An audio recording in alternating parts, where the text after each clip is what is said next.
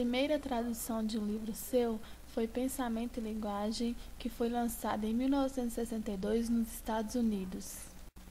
Teoria sociocultural.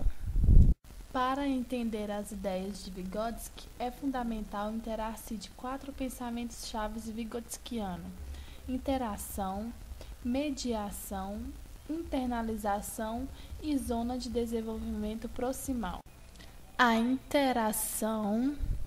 Vygotsky descobriu que para melhorar o nível de aprendizagem mais que o indivíduo agir sobre o meio, precisava interagir. Para ele, todo sujeito adquire seus conhecimentos a partir de relações interpessoais de troca com o meio. A interação é feita através da linguagem. Ele entende que as funções mentais superiores são socialmente formadas e culturalmente transmitidas por meio da linguagem.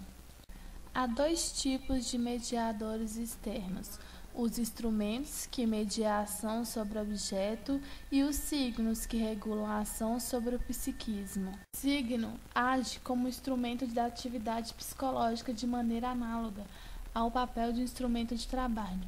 É através dos instrumentos e signos que os processos de funcionamento psicológico são fornecidos pela cultura. A linguagem, sistema simbólico dos grupos humanos, representa um salto qualitativo na evolução da espécie. É ela quem fornece os conceitos, as formas de organização do real, a mediação entre o sujeito e o objeto do conhecimento.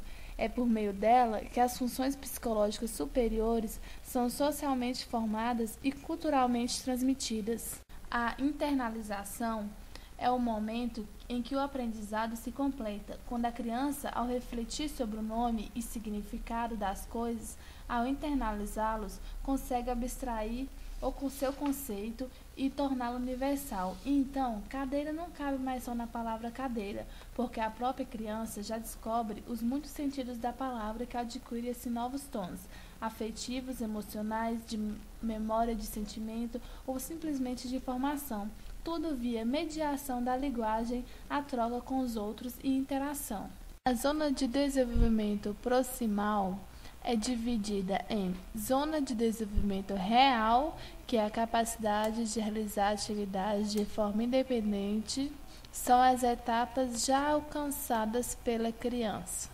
E zona de desenvolvimento potencial. A zona de desenvolvimento potencial é aquele espaço em branco que existe entre o que a criança já é e já sabe fazer sozinha e aquilo que ela tem de potencialidade para vir a ser, desde que seja assistida, aprenda com os outros.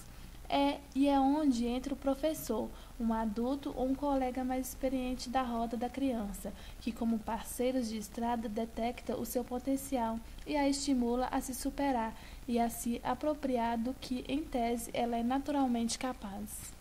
Então, o professor é o mediador entre a criança e o mundo e parceiro de estrada mais experiente, um descobridor da zona de desenvolvimento potencial do aluno que o ajuda a interagir com os outros e consigo mesmo, e assim atingir o que lhe é de direito, não o melhor além do outro, mas o melhor de si mesmo, atingindo seu potencial.